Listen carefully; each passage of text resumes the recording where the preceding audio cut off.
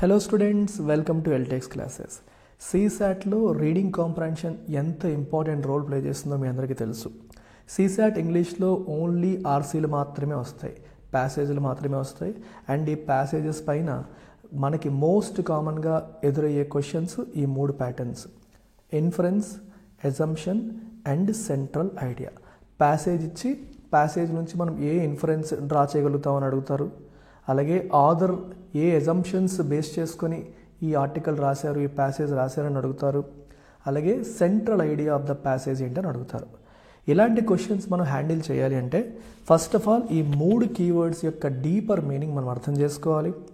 వాటిపైన అడిగే క్వశ్చన్ని ఎలా హ్యాండిల్ చేయాలి, what is the strategy that one must follow అనేది తెలుసుకోవాలి. ఆ ప్రయత్నమే ఈ వీడియో. వన్ బై వన్ నేను మెల్లగా చెప్తాను విత్ ఇల్లస్ట్రేటివ్ ఎగ్జాంపుల్స్. కేర్ఫుల్గా వినండి, మీకు అర్థమవుతుంది. ఫస్ట్ ఇన్ఫరెన్స్లోకి వస్తే అసలు ఫస్ట్ ఆఫ్ ఆల్ ఇన్ఫరెన్స్ అంటే ఏంటి? What is the meaning of inference? Simple టర్మ్స్లో చెప్పాలంటే inference means something that is there in the paragraph but not visible to the eyes directly. అంటే అర్థం ఏంటి? పారాగ్రాఫ్లో ఉన్న సెంటెన్సెస్లో మనకి డైరెక్ట్గా కనిపించదు, కానీ ఆ సెంటెన్సెస్ మధ్య ఉన్న డాట్స్ని కనెక్ట్ చేస్తే, ఆ 2-3 సెంటెన్సెస్ని మనం అర్థం చేసుకుంటే, వాటి అండర్లయింగ్ టోన్ని, అండర్లయింగ్ మెసేజ్ని మనం అర్థం చేసుకోగలిగితే ఇన్ఫరెన్స్ కూడా ఉంటుంది. అంటే it is not mentioned explicitly, it is mentioned implicitly. అంటే కంటికి కనిపించదు కానీ మనకి కొంచెం బుర్ర పెట్టి ఆలోచిస్తే అర్థమవుతుంది అనే దాన్నే మనం ఇన్ఫరెన్స్ అని చెప్పి అంటాం. So when ever you encounter the word inference, you must read between the lines. అంటే అర్థం ఏంటి? ఆ లైన్స్లో మనకి కనపడదు. బిట్వీన్ ద లైన్స్ అంటే అర్థం ఆ లైన్స్ మధ్య ఉందని కాదు. వాటిని బేస్ చేసుకొని మనం ఇంకా ఏ కంక్లూజన్ డ్రా చేయగలుగుతాము, అంటే ఇంకా ఏం తెలుసుకోగలుగుతాము అనేదే ఇన్ఫరెన్స్. ఓకే, దాని నుంచి ఎటువంటి కంక్లూజన్ మనం డ్రా చేయగలుగుతాము, ఏంటి మనం అర్థం చేసుకోగలుగుతాం అనేదే ఇన్ఫరెన్స్ అని గుర్తుపెట్టుకోండి. సో ఎప్పుడైనా సరే ఇన్ఫరెన్స్కి సంబంధించిన క్వశ్చన్ వచ్చినప్పుడు వెంటనే ప్యాసేజ్లో చూసి ఆ సెంటెన్స్ ప్యాసేజ్లో ఉంటే అవుతుంది, లేకపోతే లేదు అనుకుని మాత్రం ఆలోచించకూడదు. ఎగ్జాక్ట్ వర్డ్స్, ఎగ్జాక్ట్ సెంటెన్స్ ప్యాసేజ్లో కనిపించదు. కనిపించకపోయినప్పటికీ కూడా if you read between the lines, if you understand what can be deduced from those lines, వాడు ఇచ్చిన సెంటెన్సెస్ నుంచి మనం ఏం అర్థం చేసుకోగలుగుతాము, ఏ డిడక్షన్ తీసుకోగలుగుతాం అనే యాంగిల్లో మీరు ఆలోచిస్తే మీకు ఇన్ఫరెన్స్ అనేది తడుతుంది. అంతేగాని మన నేకెడ్ ఐకి ఇది కనిపించాలి, మన కంటికి క్లియర్గా లైన్ కనిపించాలని వెతికితే మీరు పప్పులో కాలేసినట్టే. Okay, so it tests your ability to connect the dots of the passage and derive a suitable meaning. ప్యాసేజ్ నుంచి సూటబుల్ మీనింగ్ మనం డెరైవ్ చేయగలుగుతున్నామా లేదా అనే దాన్ని ఇన్ఫరెన్స్ అని టెస్ట్ చేస్తుంది, కానీ ఎగ్జాక్ట్గా లైన్ బై లైన్ అందులో ఉందా లేదా అని టెస్ట్ చేసే ఎబిలిటీని కాదు అని మీరు గుర్తుపెట్టుకోవాలి. అందుకే ఇన్ఫరెన్స్కి సంబంధించిన క్వశ్చన్ ఎప్పుడు వచ్చినా సరే never try to find the exact lines in the paragraph. Exact lines క్వశ్చన్స్లోనో లేకపోతే 4 ఆప్షన్స్లో ఏవైతే ఉంటాయో ఏ ఆప్షన్ మనకి ఎగ్జాక్ట్గా అందులో ఉంది అని వెతకకూడదు, మీకు ఎగ్జాక్ట్గా కనిపించదు. ఫర్ ఎగ్జాంపుల్, ఒక ఆయన ఇంటి నుంచి బయటికి వెళ్ళేటప్పుడు చూస్తే డార్క్ క్లౌడ్స్ కనిపించాయి. వెంటనే తనేమో ఒక అంబ్రెల్లా మరియు రెయిన్ కోట్ తెచ్చుకొని బయటికి వెళ్ళాడు అనమాట. సో దీన్ని బట్టి మనం ఏం అర్థం చేసుకోవచ్చు? It is going to rain అని. అక్కడ వర్షం పడుతుంది, వర్షం పడబోతుంది అని చెప్పి సెంటెన్సెస్లో ఎక్కడ రాయలేదు, కానీ అతను ఒక అంబ్రెల్లా క్యారీ చేస్తున్నాడు, రెయిన్ కోట్ క్యారీ చేస్తున్నాడు అని రాశారు. తను అడుగు బయట పెట్టినప్పుడు డార్క్ క్లౌడ్స్ చూశాడని చెప్పి రాస్తున్నారు. అంటే అర్థం ఏంటి? డార్క్ క్లౌడ్స్ ఉన్నాయి కాబట్టి వర్షం పడుతుంది అని అతను భావిస్తున్నాడు, కాబట్టి రెయిన్ కోట్ మరియు అంబ్రెల్లా వేసుకున్నాడు అని అర్థం. రైట్? అక్కడ వర్షం పడబోతుంది అనే సెంటెన్స్ ఎక్స్ప్లిసిట్గా మెన్షన్ చేయలేదు, కానీ ఆ సెంటెన్సెస్ బట్టి, ఆ లైన్స్ బట్టి మనం దాన్ని ఈజీగా అర్థం చేసుకోవచ్చు. So always remember, inference based questions వచ్చినప్పుడు ఆప్షన్స్ చూసి ఏ ఆప్షన్ నాకు ఎగ్జాక్ట్గా ప్యాసేజ్లో ఉంది అనే వెతుకులాట మాత్రం చెయ్యవద్దు. ఇప్పుడు ఇన్ఫరెన్స్ని ప్రాక్టికల్గా ఎలా సాల్వ్ చేయాలి, ఇన్ఫరెన్స్ బేస్డ్ క్వశ్చన్స్ని ప్రాక్టికల్గా ఎలా సాల్వ్ చేయాలి అనేది మీకు యూపీఎస్సీ సీసాట్లో అడిగిన ఒక క్వశ్చన్, 2024 అడిగిన ఒక క్వశ్చన్ ఆధారంగా మనం ప్రాక్టీస్ చేద్దాం. కేర్ఫుల్గా నాతో పాటు ఫాలో అవ్వండి, నాకంటే ముందే మీరు ఆన్సర్ చేస్తారు. ఈ ఎగ్జాంపుల్ ఒకసారి మీరు గమనిస్తే ఇది యూపీఎస్సీ సీసాట్ 2024లో అడిగిన ప్యాసేజ్. సో ఈ ప్యాసేజ్ని జాగ్రత్తగా ఫస్ట్ చదువుతాం. According to Food and Agriculture Organization 1/3 of the food produced for human consumption is lost or wasted globally. అంటే హ్యూమన్ కన్జంప్షన్ కోసం ప్రొడ్యూస్ చేస్తున్న ఫుడ్లో 1/3 ఏమవుతుందమ్మా, వేస్ట్ అయిపోతుంది. అంటే మన కడుపులోకి వెళ్లకుండా వేస్ట్ అవ్వడం అనేది జరుగుతుంది. Food is lost or wasted throughout the supply chain. Food wastage ఎక్కడ జరుగుతోంది?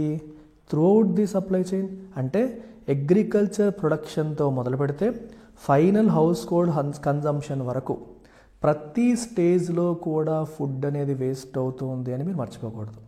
అంటే ప్రొడక్షన్లోనే వేస్ట్ అవుతుంది, కన్జంప్షన్లో కాదని కాదు. ప్రతి చోట తినేటప్పుడు కూడా మనం వేస్ట్ చేస్తాము, ప్రొడ్యూస్ చేసేటప్పుడు కూడా వేస్టేజ్ జరుగుతుంది, డిస్ట్రిబ్యూషన్లో కూడా వేస్టేజ్ జరుగుతుంది. At every stage food wastage జరుగుతుంది అని చెప్పి ఇక్కడ చెప్తున్నారు.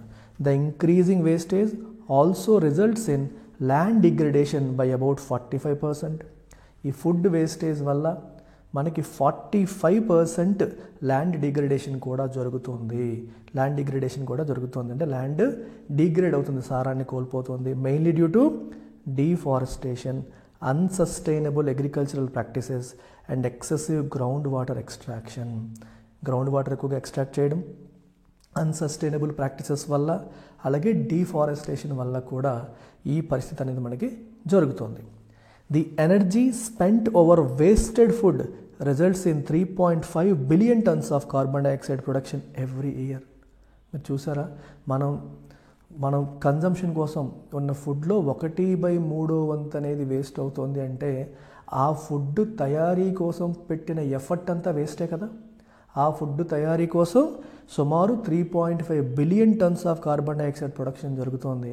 అదంతా కూడా మనం వేస్ట్ చేస్తున్నాము. దానివల్ల ఇన్ఫ్యాక్ట్ మనం ఆ ఫుడ్ వేస్టేజ్ జరగకుండా చూడగలిగితే ఈ 3.5 billion tons of carbon dioxide బయటకు వచ్చేదే కాదు. అది మనం గుర్తుపెట్టుకోవాలి.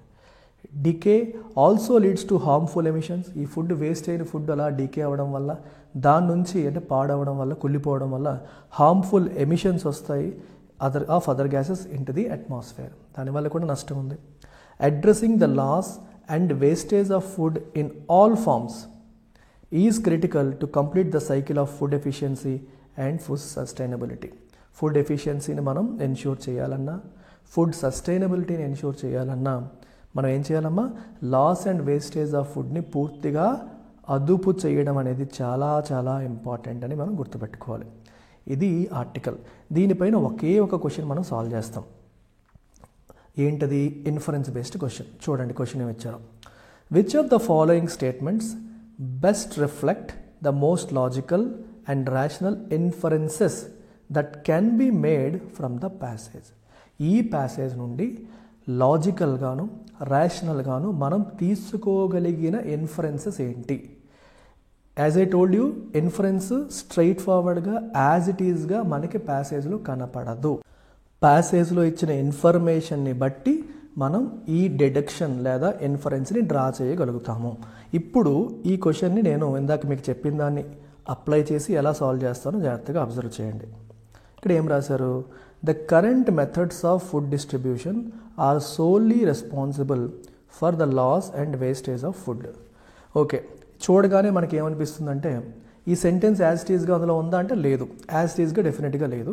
కానీ మీరు అబ్జర్వ్ చేస్తే ఫుడ్ లాస్ అండ్ వేస్టేజ్ అనేది జరిగిందనే సెంటెన్స్ మనం చూసాం. సరే, లాస్ అండ్ వేస్టేజ్ గురించి అందులో మాట్లాడారు, ఇక్కడ కూడా లాస్ అండ్ వేస్టేజ్ గురించి మాట్లాడారు కాబట్టి ఇది ఇన్ఫరెన్స్ అవుతుందా? అవ్వదు. కేర్ఫుల్గా చదవాలి. ఇక్కడ ఏం రాశారు? Current methods of food distribution are solely అంటే అర్థం ఏంటి? అవి మాత్రమే, ఫుడ్ డిస్ట్రిబ్యూషన్ మెథడ్స్ మాత్రమే లాస్ అండ్ వేస్టేజ్కి కారణం అని రాశారు. కాకపోతే మీరు ఒకసారి జాగ్రత్తగా అర్థం చేసుకుంటే ఇక్కడ ఏం రాశారు? Food is lost or wasted throughout the supply chain. Throughout the supply chain food waste అవుతుందని రాశారు. అంటే ఇనీషియల్ అగ్రికల్చరల్ ప్రొడక్షన్ నుంచి ఫైనల్ హౌస్ హోల్డ్ కన్జంప్షన్ వరకు. అంటే అర్థం ఏంటి? ఓన్లీ డిస్ట్రిబ్యూషన్లోనే కాదు, ప్రొడక్షన్లోనూ లాస్ ఉంది మరియు ఫైనల్ కన్జంప్షన్లో కూడా లాస్ ఉంది అని మనకి క్లియర్గా కనిపిస్తుంది. మరి అలాంటప్పుడు ఇక్కడ ఓన్లీ డిస్ట్రిబ్యూషన్లో మాత్రమే లాస్ ఉందని చెప్తున్నారు కాబట్టి ఇది ఇన్ఫరెన్స్ అవుతుందా?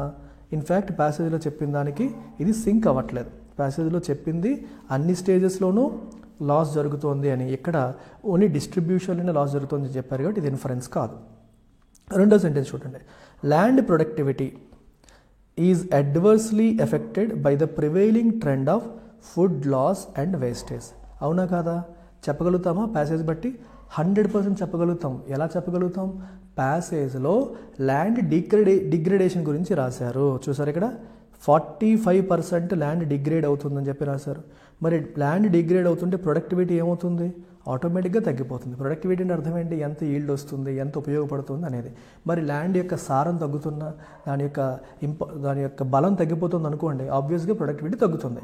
మరి ప్రొడక్టివిటీ గురించి ఆర్టికల్లో డైరెక్ట్గా రాశారా? రాయలేదు. మరి అదే కదా ఇన్ఫరెన్స్. డైరెక్ట్గా రాయరు, కానీ ఆర్టికల్లో చెప్పిన దాన్ని బట్టి మనం అది అర్థం చేసుకోవచ్చు. ఇక్కడ ఏం రాశారు?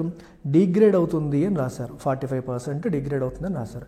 సో ల్యాండ్ డిగ్రేడ్ అవుతున్నప్పుడు ఆటోమేటిక్గా దాన్ని బట్టి ఏమవుతుంది? మనకి ప్రొడక్టివిటీ తగ్గుతుందని మనం అర్థం చేసుకోవచ్చు. సో కాబట్టి second sentence can be yes, ఇది ఒక లాజికల్ అండ్ రేషనల్ ఇన్ఫరెన్స్గా మనం తీసుకోవచ్చు. మూడో చూడండి, reduction in the loss and wastage of food results in lesser carbon footprint. ఇది వెరీ ఇంట్రెస్టింగ్. ప్యాసేజ్లో ఏం రాశారు? మనకి ఈ energy spent over wasted food results in 3.5 billion tons of carbon dioxide production every year అని రాశారు. అంటే ఈ వేస్టెడ్ ఫుడ్ కోసం మనం స్పెండ్ చేసిన ఎనర్జీ వల్ల 3.5 billion tons of carbon dioxide బయటకు వస్తుంది అంటున్నారు. సో దాన్ని బట్టి మనం ఏం చెప్పొచ్చు? ఆ వేస్టేజ్ తగ్గితే కార్బన్ డైఆక్సైడ్ ఎమిషన్స్ కూడా తగ్గుతాయని చెప్పొచ్చా? 100% చెప్పొచ్చు. అది క్లియర్గా అందులో రాశారా? రాయలేదు. కానీ మనం మన బుర్ర ఉపయోగిస్తే మనం చెప్పగలుగుతాం. లాస్ అండ్ వేస్టేజ్ ఆఫ్ ఫుడ్ని, okay, loss and wastage of ఫుడ్లో రిడక్షన్ అనేది మనం చేయగలిగితే, తగ్గించగలిగితే కార్బన్ ఫుట్ ప్రింట్ కూడా తగ్గుతుంది, కార్బన్ డైఆక్సైడ్ ఎమిషన్స్ కూడా తగ్గుతాయి. So 3 is also an inference that can be made from the passage.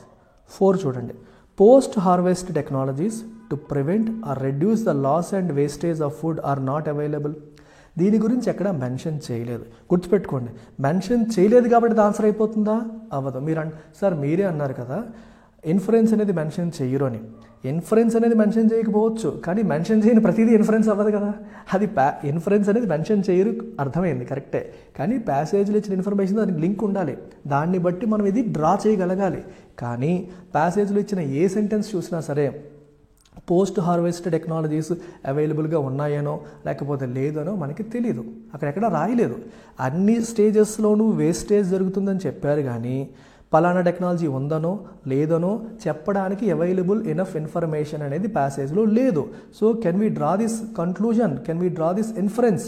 Absolutely no, you can't draw this. ఇది కరెక్ట్ అని చెప్పలేము, తప్పని చెప్పలేము. సో మనం ఆ ఇన్ఫరెన్స్ని డ్రా చేయలేం. మరి ఆన్సర్ ఏంటి? 2 and 3 ఓన్లీ. ఓకే, ఇంతకంటే ఫాస్ట్గా చేయొచ్చా? చేయొచ్చు. ఆప్షన్స్ ఎలిమినేట్ చేయడం ద్వారా చేయొచ్చు. ఎందుకంటే ఎప్పుడైతే మనకి ఒకటి ఆన్సర్ కాదు అని తెలిసిందో, ఇది తప్పు అని ఎప్పుడు తెలిసిందో 1 ఉన్న ప్రతి ఆప్షన్ ఎగిరిపోతుంది. సో డైరెక్ట్గా ఇది పెట్టేయచ్చు. నేనైతే ఎగ్జామ్లో పెట్టేస్తాను, కానీ సమస్య ఎక్కడ వస్తుందంటే ఇక్కడ మీకు ఎక్స్ప్లెయిన్ చేయడం నా బాధ్యత. ప్రతి సెంటెన్స్ని, ప్రతి ఆప్షన్ని ఎందుకు అవును ఎందుకు కాదు చెప్పాలని అనుకుంటున్నాను కాబట్టి చెప్పాను. కానీ ఎగ్జామ్లో అయితే నేను ఎలిమినేషన్ టెక్నిక్ వాడతాను. 1 ఎప్పుడైతే కాదని నాకు అర్థమైందో ఇమీడియట్గా నేను 1 ఉన్న ఆప్షన్స్ అన్ని ఎలిమినేట్ చేస్తాను. I'm directly left with second option. I hope it's clear. Inference అంటే ఏంటో మీకు అర్థమైందని అనుకుంటున్నాను. So next most important keyword వచ్చేసి అజంప్షన్. సో ఇది కూడా మనకి ఎగ్జామ్లో తరచుగా కనిపిస్తుంటుంది. ప్రతి క్వశ్చన్, ప్రతి ప్యాసేజ్ కింద ఇన్ఫరెన్స్ బేస్డ్ క్వశ్చన్తో పాటు అజంప్షన్ బేస్డ్ క్వశ్చన్స్ కూడా కామన్గా కనిపిస్తాయి. మరి దీన్ని ఎలా అర్థం చేసుకోవాలి? గుర్తుపెట్టుకోండి, whenever you see the word assumption it means a belief that the author carries. అంటే ఆ ప్యాసేజ్ ఎవరైతే రాశారో వాళ్ళు క్యారీ చేస్తున్న బిలీఫ్ అది. అండ్ ఆ ప్యాసేజ్, ఆ బిలీఫ్ని బేస్ చేసుకొని వాళ్ళు ప్యాసేజ్ రాశారు లేదా ప్యాసేజ్లో ఉన్న సెంటెన్సెస్ రాశారు అని అర్థం. సో దీన్ని బట్టి మనం ఏం తెలుసుకోవాలి? అజంప్షన్ అనేది కూడా ప్యాసేజ్లో ఎక్స్ప్లిసిట్గా మెన్షన్ చేయబడి ఉంటుందా? No, it is not mentioned. Assumption అనేది అక్కడ కనిపించదు, కానీ ఆ అజంప్షన్ని బేస్ చేసుకొని ఆ సెంటెన్స్ వచ్చింది అని అర్థం. ఫర్ ఎగ్జాంపుల్ మీకు ఒక సెంటెన్స్ చెప్తాను చూడండి. The local government plans to build more public parks to improve the physical and mental health of residents. Okay, ఇది ఒక సెంటెన్స్ ఇచ్చాను. ఈ సెంటెన్స్ బట్టి మనం ఏం అర్థం చేసుకోవచ్చు?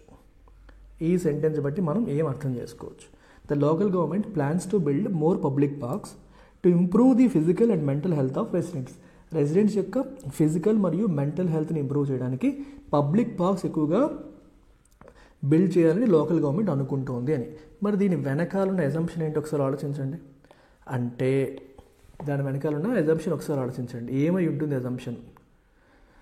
మనం పబ్లిక్ పార్క్స్ ఎక్కువగా కన్స్ట్రక్ట్ చేస్తే, పబ్లిక్ పార్క్స్ అనేవి ఎక్కువగా బిల్డ్ చేసి వాటికి ప్రజలకి యాక్సెస్ అనేది కల్పిస్తే వాళ్ళు దాన్ని ఎక్కువగా యూజ్ చేస్తారు. యూజ్ చేయడం ద్వారా వాళ్ళ ఫిజికల్ మరియు మెంటల్ హెల్త్కి బెనిఫిట్ అవుతుంది అని అర్థం. అంటే ఇప్పుడు చూడండి అమ్మా, మన ఊర్లో దగ్గరలో పార్క్ ఉందనుకోండి, వాకింగ్కి వెళ్ళాలి అనుకునే వాడు కూడా ఆ పార్క్ చూసి కొంతమంది వెళ్తారు, వాళ్ళని చూసి వాళ్ళు ఎంకరేజ్ అయ్యి వాకింగ్కి వెళ్తారు. ఏమీ లేవనుకోండి, అబ్బా దూరంగా ఉంది ఏం వెళ్తాంలే అని ఎగ్గొట్టేస్తారు. సో అది ఎజంప్షన్. అంటే దగ్గరలో వాళ్ళకి అందుబాటులో ఉంటే వాళ్ళు కూడా వాళ్ళ ఫిజికల్ మెంటల్ హెల్త్ పైన ఫోకస్ చేస్తారు. అందుబాటులో పార్కు లేకపోవడం వల్ల కూడా కొన్నిసార్లు ఇప్పుడు వెళ్ళాలనుకున్నా, వాకింగ్ చేయాలనుకున్నా, హెల్త్ మీద ఫోకస్ చేయాలనుకున్నా చెయ్యలేని పరిస్థితి అనేది వస్తుంది అనేది ఇక్కడ మనకి కనిపిస్తున్న ఎజంప్షన్. ఓకేనా? ఆ పాయింట్ ఈ సెంటెన్స్లో ఉందా? లేదు. కానీ ఈ entire sentence is based on that assumption. దగ్గరలో ఉంటే వాళ్ళు వాకింగ్కి వెళ్తారు లేదా మెంటల్ హెల్త్ ఫిజికల్ హెల్త్ పైన ఫోకస్ చేస్తారని ప్రభుత్వం అనుకుంది. కాబట్టే దాన్ని బేస్ చేసుకొని వాళ్ళు ప్లాన్ చేసుకున్నారు. ఏమని? మనం ఇవన్నీ బిల్డ్ చేద్దాము, అప్పుడు వీళ్ళందరూ హెల్త్ ఇంప్రూవ్ అవుతుంది అని. సో ఇక్కడ మీరు గుర్తుపెట్టుకోవాల్సింది ఏంటంటే ఎజంప్షన్ అనేది ఎప్పుడూ కూడా ఆ సెంటెన్స్ని స్ట్రెంగ్తెన్ చేస్తుంది. సెంటెన్స్ ఏం చేస్తుందమ్మా? స్ట్రెంగ్తెన్ చేస్తుంది. స్ట్రెంగ్తెన్ చేసేది ఎజంప్షన్, వీకెన్ చేసేది ఎజంప్షన్ కాదు. వీకెన్ చేసేది ఎప్పుడు ఎజంప్షన్ కాదు, అది గుర్తుపెట్టుకోండి. ఇప్పుడు మనం దీని ఒక ఇల్లస్ట్రేటివ్ ఎగ్జాంపుల్ ద్వారా మీకు చెప్తాను. 2024 CSAT అడిగిన క్వశ్చన్ ద్వారా చెప్తాను. కేర్ఫుల్గా వినండి. స్లోగా చెప్తున్నాను సో దట్ మీ మైండ్లోకి ఇది వెళ్తుందని, ఇంకేం లేదు. చూడండి ఇక్కడ, these beliefs of the other are not mentioned in the paragraph. ఇందాక చెప్పాను, ఇన్ఫరెన్స్ లాగే ఎజంప్షన్కి సంబంధించిన అంశాలు కూడా పారాగ్రాఫ్లో క్లియర్గా మెన్షన్ చేసి ఉండవు. But you must identify them on your own. మీరే ఆలోచించి అర్థం చేసుకోవాలి, ఐడెంటిఫై చేయాలి. ఇక్కడ ఇంకొక ఎగ్జాంపుల్ ఇవ్వడం జరిగింది చూడండి. ఒలింపిక్స్లో ఇండియా గెలిచిన మెడల్స్ గురించి ఆదర్స్ రాస్తున్నారు అంటే అర్థం ఏంటి? Underlying assumption that athletes had access to training facilities. ఒలింపిక్స్లో గెలవాలంటే ట్రైనింగ్ ఫెసిలిటీస్ అనేవి కూడా అవసరమనే కదా అర్థం. అది మనం అర్థం చేసుకోవాలి. అక్కడ రాసి ఉండదు. ఓకే, వాళ్ళకి యాక్సెస్ ఉంది, ఇండియాలో కూడా ఫెసిలిటీస్ వచ్చాయి, వాటిని బేస్ చేసుకొని వీళ్ళంతా చేస్తున్నారు, వీళ్ళు ట్రైన్ అయ్యి అక్కడికి వెళ్తున్నారు అనేది మనం ఎస్యూమ్ చేసుకోవాల్సి ఉంటుంది. ఇది క్లియర్గా ప్యాసేజ్లో మెన్షన్ చేయరు, మనమే ఈ అజంప్షన్ చేయాల్సి ఉంటుంది. అయితే ఇందాక మీకు చెప్పినట్టు అజంప్షన్స్ని హ్యాండిల్ చేయడానికి, ఓకే, ఒక ఫ్లాలెస్గా తప్పు లేకుండా అజంప్షన్ని హ్యాండిల్ చేయడానికి ఒక ట్రిక్ ఏంటంటే, ఎప్పుడు గుర్తుపెట్టుకోండి, assumption should always strengthen the argument. Author యొక్క ఆర్గ్యుమెంట్ అది స్ట్రెంగ్తెన్ చేస్తుంది, అది ఎప్పుడు ఆథర్ యొక్క ఆర్గ్యుమెంట్ని వీకెన్ చేయదు. ఇందాక ఎగ్జాంపుల్ తీసుకుంటే ఇక్కడ నేను అజంప్షన్ ఏం తీసుకున్నాను? ప్రజలకి పార్కులకి యాక్సెస్ అనేది పెంచితే they will be motivated or they will be encouraged to engage in activities that benefit their physical and mental health అనేది నా అజంప్షన్. ఆ అజంప్షన్ తీసుకొని నేను ఇది రాశాను. ఇప్పుడు ఒకవేళ నేనేం చేస్తానంటే అజంప్షన్ మారుస్తాను. ఒకవేళ పార్కులు ఎక్కువగా పెట్టడం వల్ల పెట్టినప్పటికీ కూడా వాళ్ళు దాన్ని పట్టించుకోరు, ఇంట్రెస్ట్ ఉంటేనే వెళ్తారు లేకపోతే లేదు అనుకోండి. అప్పుడు ఈ పని వల్ల ఏమైనా ఉపయోగం ఉందా? మీరు పబ్లిక్ పార్క్ పెట్టినా పెట్టకపోయినా వాడికి ఇంట్రెస్ట్ ఉంటేనే ఎంగేజ్ అవుతాడు, ఇంట్రెస్ట్ లేకపోతే అవ్వడు. పబ్లిక్ పార్కులు పెట్టడం వల్ల వాళ్ళు ఎంగేజ్ అవుతారు అన్న అజంప్షన్ తప్పు అనుకోండి. పబ్లిక్ పార్క్స్ యాక్సెసిబుల్గా ఉండడం వల్ల వాళ్ళు మెంటల్ అండ్ ఫిజికల్ హెల్త్ యాక్టివిటీస్లో ఎంగేజ్ అవుతారనే అజంప్షన్ తప్పు అనుకోండి. అప్పుడు ఈ సెంటెన్స్ ఏమవుతుంది? So it plans to build more public parks to improve the physical and mental health అంటున్నాం. మరి ఇంకేముంటుంది? సెంటెన్స్లో బలం లేదు. ఎందుకని? పార్కులు ఉన్నా లేకపోయినా వాడికి ఇంట్రెస్ట్ ఉంటేనే వెళ్తాడు, లేకపోతే లేదని మనం అనుకుంటున్నాం కాబట్టి. సో ఇందాక మనం అజంప్షన్ ఎప్పుడైతే కెలికేసామో, ఒక అజంప్షన్ ఎప్పుడైతే మార్చేసామో, ఈ సెంటెన్స్ ఏమైపోయింది? వీక్ అయిపోయింది. అలా కాకుండా పబ్లిక్ పార్క్స్కి యాక్సెస్ ఉంటే వాళ్ళకి ఇంట్రెస్ట్ కలుగుతుంది అనేది అజంప్షన్ అనుకోండి, అప్పుడు ఈ సెంటెన్స్కి బలం పెరిగింది. సో అజంప్షన్ ఎప్పుడు కూడా ఆర్గ్యుమెంట్ని బలం పొందేలా చేస్తుంది. ఆర్గ్యుమెంట్కి బలం పొందేలా చేసేదే అజంప్షన్, లేకపోతే అజంప్షన్ కాదు. అంటే మీరు ఎగ్జామ్లో అజంప్షన్ బేస్డ్ క్వశ్చన్ని ఆన్సర్ చేసేటప్పుడు వాడు పారాగ్రాఫ్లో ఏదైతే ఇస్తారో దాన్ని ఈ కింది ఇచ్చిన ఆప్షన్స్లో ఏ సెంటెన్స్ దాన్ని స్ట్రెంగ్తెన్ చేస్తుందని కూడా మీరు చూసుకోవచ్చు. ఈ సెంటెన్స్ అనేది దాన్ని వీకెన్ చేస్తుంది అనుకోండి, అది అజంప్షన్ కాదు. స్ట్రెంగ్తెన్ చేస్తే అజంప్షన్ అయ్యే అవకాశం ఉంటుంది. Assumptions always strengthen the argument, అది గుర్తుపెట్టుకోవాలి. మీకు రియల్ లైఫ్ ఎగ్జాంపుల్ CSAT 2024 ఇచ్చిన ఒక ప్యాసేజ్ ద్వారా చెప్తాను, మీకు ఇంకా మైండ్లో ప్రింట్ అయిపోతుంది, కంగారు పడక్కల. 2024 అడిగి నీ క్వశ్చన్ ఒకసారి చూడండి. Very very interesting and important and easy question. Not every voice on the internet commands the same kind of audience. అంటే అర్థం ఏంటి? ఇంటర్నెట్లో వాయిస్ అంటే ఏంటి? మన గొంతుని కాదు, ఒక మెసేజ్ కావచ్చు, ఒక పోస్టర్ కావచ్చు, ఒక రీల్ కావచ్చు, ఒక యాడ్ కావచ్చు, ఏదైనా అన్నింటికీ సేమ్ కైండ్ ఆఫ్ ఆడియన్స్ ఉండరు. అంటే అందరినీ ఒకే రకంగా రీచ్ అవ్వవు అని అర్థం. When anonymous private entities with high capital can pay for more space for their opinions, they're effectively buying a louder voice. Simple అమ్మ. ఒక బాగా డబ్బున్న పొలిటీషియన్ ఉన్నాడు, ఒక పేద పొలిటీషియన్ ఉన్నాడు, ఎలక్షన్లో పోటీ పడుతున్నారు. డబ్బున్న పొలిటీషియన్ ఏం చేస్తాడు? ఫేస్బుక్కి, ఇన్స్టాగ్రామ్కి, యూట్యూబ్కి విపరీతంగా డబ్బులు ఇచ్చి విపరీతంగా యాడ్లు వేస్తాడు. పేదోడు డబ్బులు ఇవ్వలేక వేయలేడు. సో నువ్వు ఎక్కడ గూగుల్ ఓపెన్ చేసినా, ఫేస్బుక్ ఓపెన్ చేసినా, యూట్యూబ్ ఓపెన్ చేసినా, ఇన్స్టాగ్రామ్ ఓపెన్ చేసినా ఆ పలానా డబ్బున్న పొలిటీషియన్ యాడ్సే కనిపిస్తూ ఉంటాయి. ఇతనేమో కనపడ్డు. అతను ఒక చిన్నది చేసినా ఎంతో చేసినట్టుగా మనకు అందులో కనిపిస్తుంది. ఇతను ఎంతో చేసినా ఇక్కడ యాడ్ స్పేస్ కొనలేకపోవడం వల్ల తిను చూసుకోలేడు. మీకు అర్థమైందా? డిఫరెన్స్ అర్థమైందా? డబ్బున్నవాడికి he can buy more ad space so that తన వాయిస్ అందరికి వెళ్తుంది. పేదోడికి అంత కొనలేడు కాబట్టి తన వాయిస్ వెళ్ళదు. సో ఇక్కడ ఏమర్థమవుతుంది? దీన్ని బట్టి మీకు ఏమర్థమవుతుంది? Not every voice commands the same kind of audience. బాగా డబ్బున్న వాళ్ళు ఎక్కువ యాడ్ స్పేస్ కొంటున్నారంటే they are effectively buying louder voice. వాళ్ళు లౌడర్ వాయిస్ని కొంటున్నట్టే లెక్క. If political discourse in the digital sphere is a matter of outshining one's opponent till the election is won, then the quality of politics suffers. ఇక్కడ ఏమంటున్నారు? Digital స్పియర్లో political discourse అంటే communication, speech, ఇదంతా కూడా if it is a matter of outshining one's opponent, అంటే opponent కంటే ఎక్కువ space మనం కొనగలిగి వాళ్ళకంటే ఎక్కువ యాడ్స్ మనం వేయగలగడమే పొలిటికల్ డిస్కోర్స్ అయితే అప్పుడు క్వాలిటీ ఆఫ్ పాలిటిక్స్ ఏమవుతుంది? సఫర్ అవుతుంది. ఎందుకంటే డబ్బున్నోడి మాట నలుగురికి చేరుతుంది, పేదవాడి మాట నలుగురికి చేరదు. దానివల్ల అది సరైన పాలిటిక్స్ అనిపించుకోదు. సరైన పాలిటిక్స్ ఏది? ప్రతి ఒక్క ఓటర్కి కూడా ఇద్దరి గురించి ఈక్వల్ ఇన్ఫర్మేషన్ ఉండాలి. కంటెస్ట్ చేసే ప్రతి వాళ్ళ గురించి ఈక్వల్ ఇన్ఫర్మేషన్ ఉంటే దాన్ని బేస్ చేసుకుని వాళ్ళు ఎవరికి ఓటేస్తారనేది పర్ఫెక్ట్ థింగ్. అన్ఫార్చునేట్లీ జరగట్లేదు. డబ్బున్నవాడు ఎక్కువ స్పేస్ కొంటున్నాడు, వాడి వాయిస్ ఎక్కువ వెళ్తుంది. పేదవాడు కొనలేకపోతున్నాడు, వాళ్ళ వాయిస్ వెళ్ళట్లేదు.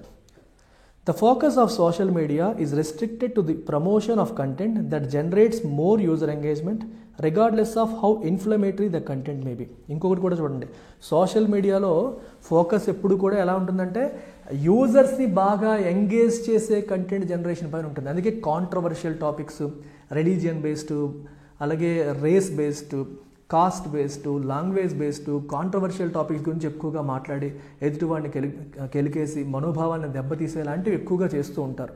కొందరిని రెచ్చగొట్టి కొందరిని బాధ పెట్టే పనులు ఎక్కువగా చేస్తారు. దానివల్ల యూజర్ ఎంగేజ్మెంట్ ఎక్కువ ఉంటుంది. ఓకే, యూజర్స్ ఎక్కువ ఎంగేజ్ అవుతారు, దాని మీద ఫోకస్ చేస్తారు, అటెన్షన్ పే చేస్తారు. నార్మల్గా సింపుల్గా ప్లెయిన్గా ఉంటే ఎవడు పట్టించుకోడు. ఎప్పుడైతే ఎలా ఉంటుందో ఇన్ఫ్లమేటరీ కంటెంట్ అంటే కొంచెం జనాలను రెచ్చగొట్టేవి, రెచ్చగొట్టే పనులు, ఇలాంటి వాటిలో ఎప్పుడైతే మనకి ఎక్కువగా వస్తాయో వాటికి ఎంగేజ్మెంట్ ఎక్కువ ఉంటుంది, ఎక్కువ మంది వాటిని కనెక్ట్ అవుతారు. అది మనం రియల్ లైఫ్లో చూస్తూనే ఉన్నాం. మనకి తప్పుడు థంబ్నైల్స్ పెట్టేవాళ్ళు, tempting thumbnails, wrong thumbnails, family వ్యవహారాలు తలదూర్చే వాళ్ళు, ఇలాంటి వాళ్ళకి ఎక్కువ ఎంగేజ్మెంట్ అనేది కనిపిస్తుంది. ఆ కంటెంట్ ఎంత చెత్తగా ఉందని ఎవరు చూడట్లేదు, అలాంటి వాటిని జనాలందరూ చూస్తున్నారు, వాటికి కామెంట్ చేస్తున్నారు, లైక్ చేస్తున్నారు. ఇప్పుడు ఈ ప్యాసేజ్ని బేస్ చేసుకొని the following assumption have been made అని చెప్పి రాశారు. So assumption based question handle చేసేటప్పుడు ముందు గుర్తుపెట్టుకోవాల్సింది ఏంటి, సెంటెన్స్ ఎగ్జాక్ట్గా దాంట్లో ఉండదు. జస్ట్ లైక్ ఇన్ఫరెన్స్, అజంప్షన్ కూడా క్రిస్టల్ క్లియర్గా అందులో రాసి పెట్టి ఉండదు, అది గుర్తుపెట్టుకోండి. రెండవది, అజంప్షన్ అనేది ఆర్గ్యుమెంట్ని స్ట్రెంగ్తెన్ చేస్తుంది, అజంప్షన్ ఆర్గ్యుమెంట్ని వీకెన్ చేయదు, గుర్తుపెట్టుకోండి. అజంప్షన్ని బేస్ చేసుకునే ఆదర్ ఆర్గ్యుమెంట్ రాశారు అని, అజంప్షన్ అంటేనే అర్థం అది, అజంప్షన్ని బేస్ చేసుకునే ఆర్గ్యుమెంట్ లేదా ప్యాసేజ్ వచ్చింది అని అర్థం. ఆ లింక్ అనేది ఉందా లేదా మీరు ఒకసారి చూడాలి. ఇప్పుడు ఒక్కొక్క సెంటెన్స్ చూసి మనం వెళ్దాం. ఫస్ట్ది, internet is not inclusive enough. చాలా జాగ్రత్తగా అబ్జర్వ్ చేయండి. అక్కడ ఆదర్ ఏం చెప్పారు, ఇంటర్నెట్లో డబ్బున్న వాడికే వాయిస్ వెళ్తుంది, పేదవాడికి వెళ్ళట్లేదు, అంటే వాడు ఎక్కువ స్పేస్ కొనలేడు కాబట్టి. దాని అర్థం ఇంటర్నెట్ ఇన్క్లూజివ్ అనా? డెఫినెట్గా కాదు.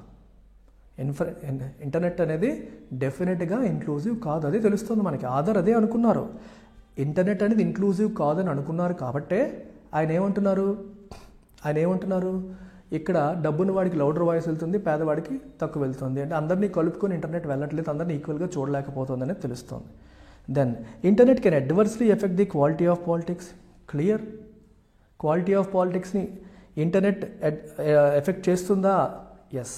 అడ్వర్స్లీ అంటే నెగిటివ్లీ, అది నెగిటివ్గా ఎఫెక్ట్ చేస్తుంది అనే అజంప్షన్ కూడా దీని వెనకాల ఉంది. ఓకే, సో అది మీరు ఈజీగా తీసుకోవచ్చు. మీకు ఒకవేళ డౌట్ ఉందనుకోండి, ఇది మార్చండి. ఇంటర్నెట్ అనేది can positively effect the quality of politics in a country అని రాశారనుకోండి, మనకి సింక్ అవ్వట్లేదు. ఇక్కడేమో పాజిటివ్ సెంటెన్స్ వచ్చింది, అక్కడేమో నెగిటివ్ వచ్చింది, రెండింటికి సింక్ అవ్వదు. సో సింక్ అవ్వకపోవడం వల్ల అది కరెక్ట్ ఆన్సర్ అవ్వదు. సో ఈ క్వశ్చన్లో 1 and 2 రెండు కూడా అజంప్షన్స్గా మనం తీసుకోవచ్చు, ఎందుకంటే ఈ రెండు కూడా అక్కడ ఇచ్చిన ఆర్గ్యుమెంట్ని స్ట్రెంగ్తెన్ చేస్తున్నాయి. ఈ రెండు కూడా అక్కడ ఇచ్చిన ఆర్గ్యుమెంట్ని స్ట్రెంగ్తెన్ చేస్తున్నాయి. Got it? అది మనం గుర్తుపెట్టుకోవాలి. సో నెక్స్ట్ ఇంపార్టెంట్ కీవర్డ్ మనకి రీడింగ్ కాంప్రహెన్షన్లో వచ్చేది సెంట్రల్ ఐడియా. గుర్తుపెట్టుకోండి, సెంట్రల్ ఐడియా అంటే ఏంటి?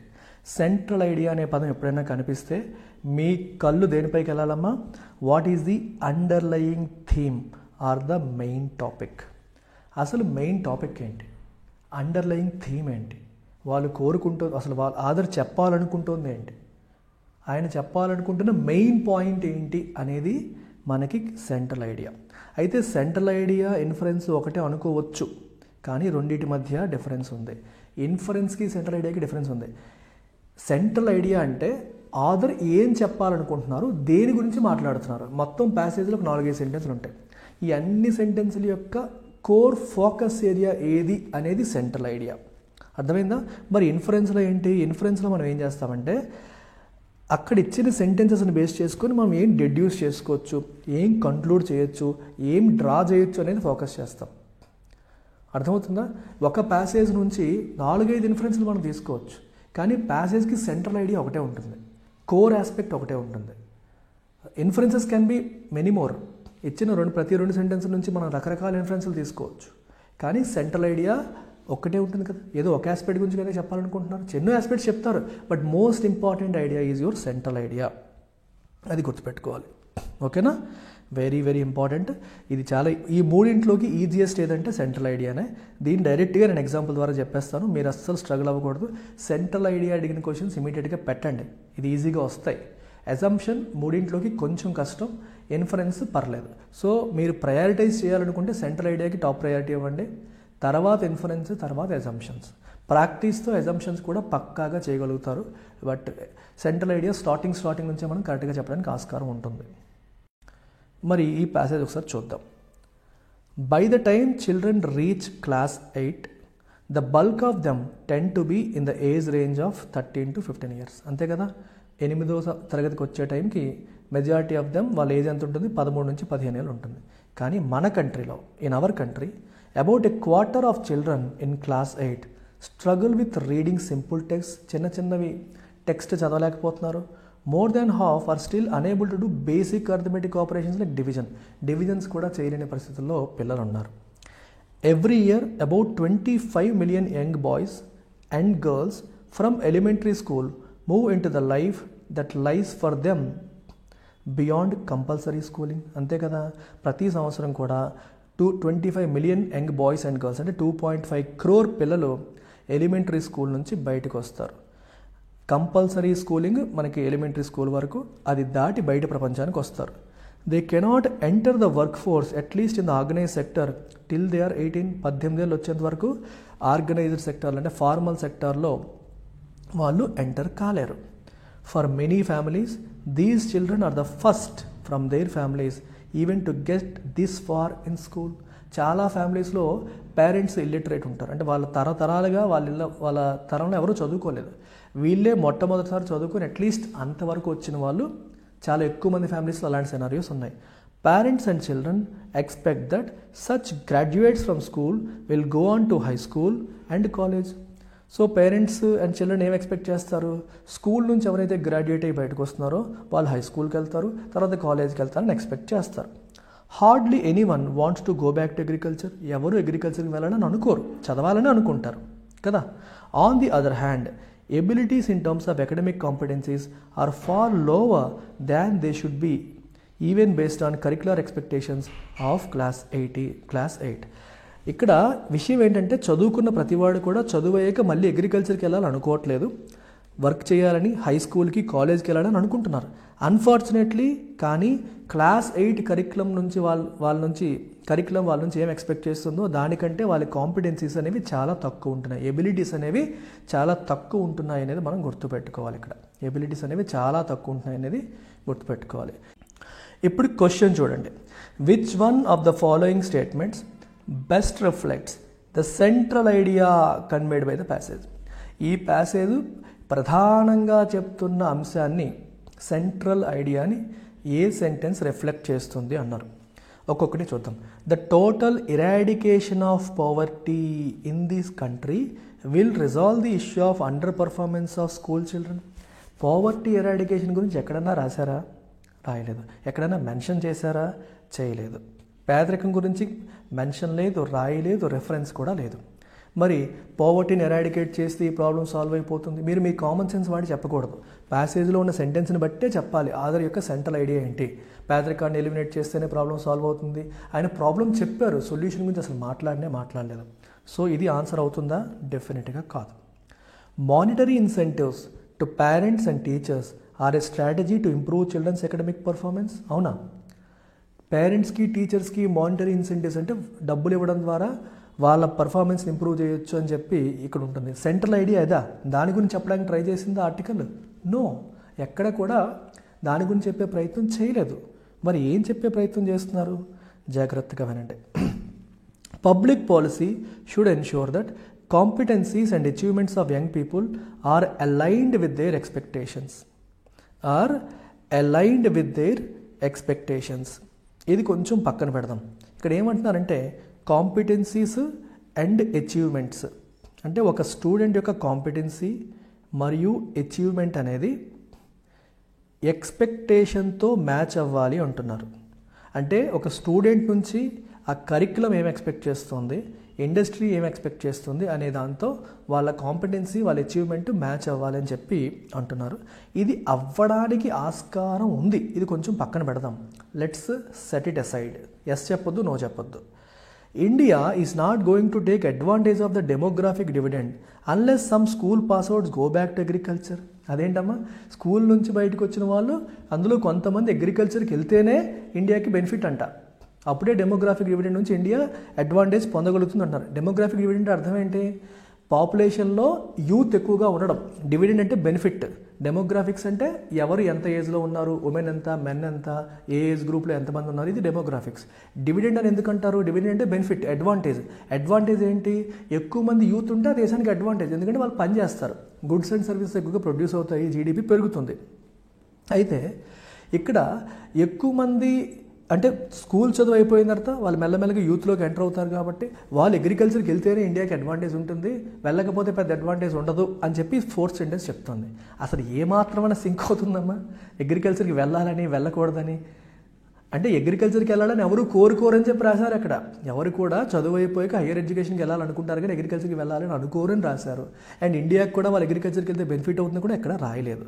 సో ఇది కూడా తప్పే. సో మనకు ఆప్షన్ సి అనేది పర్ఫెక్ట్. అయితే సి అనేది ఎందుకు పర్ఫెక్టో కూడా మనం తెలుసుకోవాలి. ఇక్కడ మీరు జాగ్రత్తగా అబ్జర్వ్ చేస్తే ఆర్టికల్లో స్టార్టింగ్ నుంచి చివరి వరకు ఏం రాశారు? 8వ తరగతికి వచ్చిన పిల్లలు 13 నుంచి 15 ఏళ్ళ వయసులోకి వచ్చేస్తున్నారు, కానీ వాళ్ళకి బేసిక్ రీడింగ్ రావట్లేదు, బేసిక్ డివిజన్ లాంటి అర్థమెటిక్స్ కూడా రావట్లేదు. 8వ తరగతి పిల్లాడి నుంచి ఏం ఎక్స్పెక్ట్ చేస్తుందో కరికులము ఆ ఎక్స్పెక్టేషన్స్ తగ్గట్టుగా వాళ్ళ పర్ఫార్మెన్స్ ఉండట్లేదు అనే విషయాన్ని నొక్కి నొక్కి చెప్పారు. సో అక్కడ మేజర్ పాయింట్ ఏంటి? Miss match between expectation and actual performance. మరి ప్రభుత్వం ఏం చేయాలి? దాన్ని సరిదిద్దే ప్రయత్నం చేయాలి. అంటే ఆ వయసు పిల్లల నుంచి మనం ఏం ఎక్స్పెక్ట్ చేస్తామో దానికి తగ్గట్టుగా వాళ్ళ పర్ఫార్మెన్స్ ఉండేలాగా, ఏ క్లాస్ వాడికి ఎంత స్కిల్ ఉండాలో దానికి తగ్గట్టుగా వాళ్ళ పర్ఫార్మెన్స్ ఉండేలాగా పబ్లిక్ పాలసీ డిజైన్ చేయాలి అనేది సెంట్రల్ ఐడియా ఆఫ్ ద ప్యాసేజ్గా మనం చెప్పొచ్చు. I hope it's clear, right? Sentence చూసేసి ఇది అక్కడ రాసుంది, ఆ పాయింట్ ఇక్కడ రాసుంది, అదంతా 10th క్లాస్ అమ్మ. యూపీఎస్సీ లెవెల్లో మీరు హ్యాండిల్ చేసేటప్పుడు మీరు అర్థం చేసుకోవడం, కాంప్రహెన్షన్ స్కిల్స్ బాగా బిల్డ్ చేసుకోవాలి. Unless you build comprehension skills you will not be able to crack UPSC. గుర్తుపెట్టుకోండి స్టూడెంట్స్, పెరిగిన స్టాండర్డ్స్లో సీసాట్ని హ్యాండిల్ చేయాలంటే మీరు క్యాట్ లెవెల్లో టీచ్ చేయగలిగే ఫ్యాకల్టీ మాత్రమే చేయగలుగుతారనే విషయాన్ని గుర్తించాలి. మన ఇన్స్టిట్యూట్లో నేను మీకు ఇంగ్లీష్ డీటెయిల్డ్గా రీడింగ్ కాంప్రహెన్షన్ కంప్లీట్గా నేను హ్యాండిల్ చేస్తాను. సో ఐఎమ్ 99% ఇన్ క్యాట్లో నాకు 99% వచ్చింది. అండ్ నేను ఆల్రెడీ వీటిపైన కంప్లీట్గా పట్టు ఉంది. అండ్ ప్రతిరోజు ఎడిటోరియల్ హ్యాండిల్ చేస్తున్నాం. మనం 4 years నుంచి ఎవ్రీడే ఎడిటోరియల్ అనాలిసిస్ చేస్తున్న ఏకైక ఫ్యాకల్టీ నేను అయి ఉండొచ్చు, మీకు తెలిసిదంతా. అలాగే క్వాంట్ అండ్ రీజనింగ్లో కూడా మనం కాంప్రమైజ్ అవ్వకుండా శర్మ సార్ని తీసుకున్నాం. ఈయన 17 ఏళ్ళు క్యాట్ సెగ్మెంట్లో వర్క్ చేసిన ఫ్యాకల్టీ. సో ఇట్లాంటి వాళ్ళు హ్యాండిల్ చేసేటప్పుడు మీకు సబ్జెక్ట్ నాలెడ్జ్ అనేది థరోగా డీప్గా వస్తుంది. దానివల్ల మీరు ఖచ్చితంగా సీసాట్ని క్లియర్ చేయడమే కాదు స్కోర్ చేస్తారు. స్కోర్ ఎక్కువ వచ్చినా తక్కువ వచ్చినా నష్టం లేదు, కానీ ఎక్కువ తెచ్చుకోగలిగితే కాన్ఫిడెన్స్ అనేది ఉంటుంది. అవుతుందా అవదన్న భయం అనేది పోతుంది. అది మైండ్లో పెట్టుకోండి. మరి మన ఇన్స్టిట్యూట్లో సీసాట్ కోర్సెస్ ఉన్నాయా? ఉన్నాయి. 365 days కూడా మన ఇన్స్టిట్యూట్లో సీసాట్ క్లాసెస్ అనేవి జరుగుతాయి. లైవ్ బ్యాచెస్ ఫర్ సీసాట్ అనేవి 365 days కూడా ఉంటాయి. మీరు ఎప్పుడైనా జాయిన్ అవ్వచ్చు. 2 kinds ఆఫ్ వ్యాలిడిటీతో మనం ఆఫర్ చేస్తున్నాము. 6 months వ్యాలిడిటీ మరియు లైఫ్ టైం వ్యాలిడిటీ. మీరు 6 months మాకు చాలు అనుకుంటే 4,000తో వచ్చేస్తుంది. లైఫ్ టైం అంటే మాకు ఎప్పుడు కావాలన్నా సీసాట్ క్లాస్ అందుబాటులో ఉండాలి, లైవ్ క్లాసెస్ అందుబాటులో ఉండాలి అనుకుంటే 8,000 పే చేసి మీరు రావచ్చు. అండ్ ఇవి డిస్కౌంటెడ్ ప్రైసెస్. ఆఫ్లైన్ కావాలంటే వైజాగ్లో ఆఫ్లైన్లో కూడా మీరు సీసాట్ క్లాసెస్ వినొచ్చు. వివరాల కోసం ఈ నెంబర్కి కాంటాక్ట్ చేయండి, మన యాప్ డౌన్లోడ్ చేసుకోండి. 30th November వరకు మాత్రమే ఈ ఫీజు అనేది అప్లై అవుతుంది, గుర్తుపెట్టుకోండి.